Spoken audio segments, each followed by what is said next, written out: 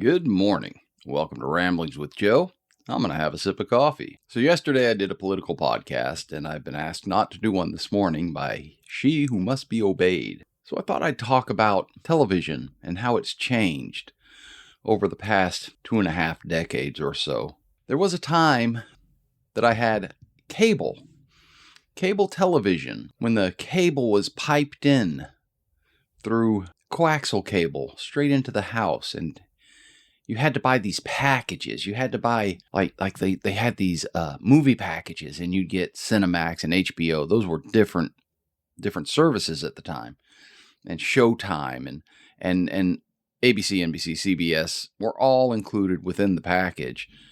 But they were kind of expensive. And there were a lot of sports channels as well. And you didn't have a choice. That was it. Those were, they had like 3 tiers, and you got those packages. And like I said, it was expensive, and a lot of them just went unwatched. So we cut the cable. When Netflix started delivering DVDs to the mailbox, we could just order. I think we started off with having 3 out at a time. That way we never went without a. And I read the news, which was always, important to me, on the internet. There weren't a lot of videos back then. There was dial-up, and I believe that cable modems were in their infancy. So we would get these 3, and then we'd watch one and send it back, and then they'd send us another one as soon as they got that one. We didn't have cable ever since then. It's got to be close to 25 years now since we had cable TV. I haven't watched network TV. Recently, we've been looking at Paramount. We haven't watched network TV, I don't think, unless we were at someone's house or I was in a hotel somewhere, and that amount of time as well. I've read articles and I've watched some short videos, but I haven't been a party to network television. After Netflix started streaming, there was a transition time when you could have the DVD still sent to your house, or Blu-ray, and then you could also stream a couple shows. But eventually it went to straight streaming, and you had Netflix and nothing else. Redbox. You could get Redbox out of a vending machine, but that was pretty much it. I mean, when streaming really took off, when Netflix started getting competitors, a lot of other people started cutting the cable as well. That was fairly, I think that America kind of had an awakening to how much they were paying for television, of all things. You could get television back in the day over the air. You can still get it over the air. Stick an antenna on your roof and get receive some television. From what I understand, there's multiple channels coming over one signal now, which is nice. I'm glad that that's available for everybody, and I think it always will be. But I stream everything now. With the advent of YouTube and Netflix and Paramount and HBO. It used to be HBO Max. I think it's HBO now. I don't know. HBO, and then there's a plethora of streaming services. And if you're a sports fan, my goodness, you've just got it made. I'm not a big sports fan myself. We did stream on Amazon for a long time, but eventually we dropped Amazon when they kept jacking up their annual subscription rate. Nothing wrong with it. My wife has a political issue with them. That's perfectly fine. There's so many other streaming services. And honestly, when streaming hit full force, I started watching quite a bit more documentaries. And then I found a real enthusiasm for documentaries. The idea that I can sit there and pick a topic and enjoy learning about it through those documentaries. It's just awesome. That's something I don't think that I'll ever move away from. So now we're at a point where, by the way, all those streaming services, with the exception of like YouTube, commercial free. Wonderfully commercial free. I paid, they gave me a service, streaming, and I watched them commercial free. I mean, I'm paying for it. Why would I be forced to watch ads? And that's not so much the case anymore. And now everything has ads. Unless you pay for a premium subscription, which I'm not going to ever do. If I'm giving you some money, I don't think that I should be inundated with ads.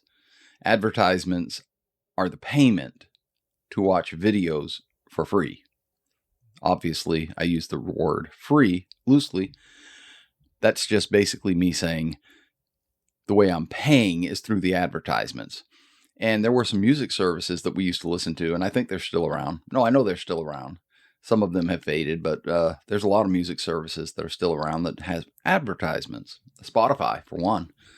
And Spotify started hosting podcasting, and their big introduction into podcasting was hiring Joe Rogan. He made quite a bit of change from them, and that's when I stopped listening to Joe Rogan, because it went to strictly Spotify. It wasn't available through any other aggregate service, any other podcast service, if you will. And I don't want to listen. So the way I looked at it at the time, and I listen to Rogan occasionally now because he's no longer strictly on Spotify, but the way I looked at it at the time was, I don't want to listen on Spotify and then listen to other podcasts on iHeartRadio. So I try to discourage that particular form of splitting up all the shows to different services by not participating. And I hope enough of us did that where it ended up being what it is today, which is, if you like Spotify, you get to listen to any podcast that any podcaster. I put my podcast up on as many services as I can, Spotify included, so that if you're a Spotify user, you can listen to my podcast on Spotify. You don't have to switch to iHeartRadio or to Apple Podcast or anything like that. You just tune in and, listen. So the idea that, where was I? This is truly a rambling show. So they started with the commercials, and we cut back. We stopped subscribing. Well, we do Paramount because Star Trek fan, which turns out not so much anymore. A lot of the new Star Trek shows they're just not, they're not consumable by the wife. I can tune out the world through just about anything. Let's see, we have Netflix that's given to us free from T-Mobile, but it has commercials, so I seldom turn it on. And then we have HBO, which is given to us free from AT&T, our internet service provider. I tend to watch documentaries on HBO. The wife is watching quite a few Star Trek, the original series, episodes on Paramount. I'm happy for that because she seems to be really enjoying that particular throwback. But now we're at a point where they are having commercials everywhere. By the way, Paramount that we use also has commercials, and she mutes them. I tend not to mute them. I just tune them out until the show comes back on. She mutes them. She turns the sound to the TV off, and we don't pay attention to them. Especially she doesn't pay attention to them. It's like an internet advertisement. These people that pay for these internet advertising, they are, I think they're wasting their money, but I guess they're not. But they're definitely wasting their money with me, because I can scroll through a news story and a advertisement pops up, and I can close it before I have even registered what it is. The pop-ups, number one, they're irritating, and number two, they're not effective. They're just in the way, because the first thing you do is just close it.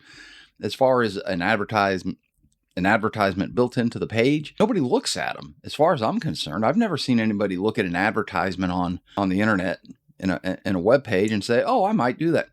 Nah, it's just not a thing. They're just a hindrance for what I'm there to do. Also, I've noticed that if you subscribe to some, news organizations, you're still getting ads. I'm sorry. Back in the day, and I mean way back in the day, the newspapers that were delivered, you paid a pittance for. And as I understood it, the fee that you paid to have that newspaper delivered was for the delivery fee, pretty much, to pay that guy who was throwing that newspaper. The rest of the money that the newspapers made were from advertisement. That was the payment for their service. I guess those days are gone until they figure out a successful way to advertise that has an impact. I'll tell you this, the most impactful advertisements that I hear are on podcasts, where the podcast says the advertisement. I listen to quite a few comedy podcasts. You'd probably be surprised at the podcasts I listen to. Some of them are quite raunchy, but I love to laugh. Nothing in this world is better for me than a good belly chuckle. And making other people smile, hugely important to me. Matter of fact, today I'm going to make some people smile at work. I think this is the essence of advertisements. I mentioned a while back, 2 episodes ago, Brett Weinstein and his wife, Heather Haynes, I believe. They're both professors, I think, of biology. Not 100% sure. Pretty sure, but not 100% sure. They do their own advertising. They do it at the top of the show. And when I'm going down the road and I'm driving, I let them play. And one of the things that these 2 podcasters have said is that they guarantee that they use the products and that they are quality products. That impacts me. These are 2 people that I respect. And when they say that, I want to hear what they have to say. Now, obviously, if I've heard the commercial 100 times, I'm not going to sit there and pay attention to something. Or if I got the product, what would be the point in me listening to a commercial of a product I've already purchased?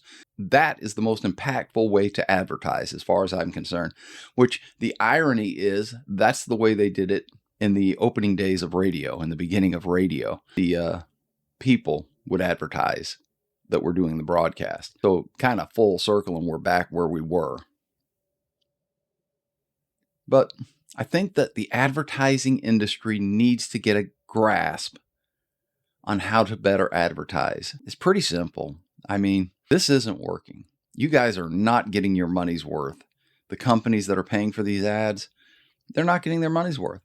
I have listened to podcasts, and I'm thinking about this now as I'm talking, and I have listened to podcasts and I have bought products on the recommendation of the people that I respect in the podcast. I can't talk this morning. In the podcast. So there's the key. If you're not getting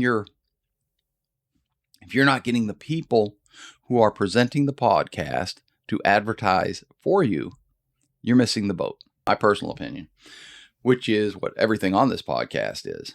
And now I'd like to talk a little bit about politics. Mayor Mamdani, I didn't realize he had done this until yesterday. Started catching back up on the news. As you know, as is evident from my last few podcasts, I've been kind of steering away from that. But Mayor Mamdani, wow, he's talking about taking the money out of the rainy day fund for New York City. My goodness. And then he used this word for the retirement funds, raid. He says, I think we're going to have to raid the retirement fund. I was blown away. This is the most blatant demonstration of what you get with a socialist that there has ever been. So I just thought I needed to throw that in.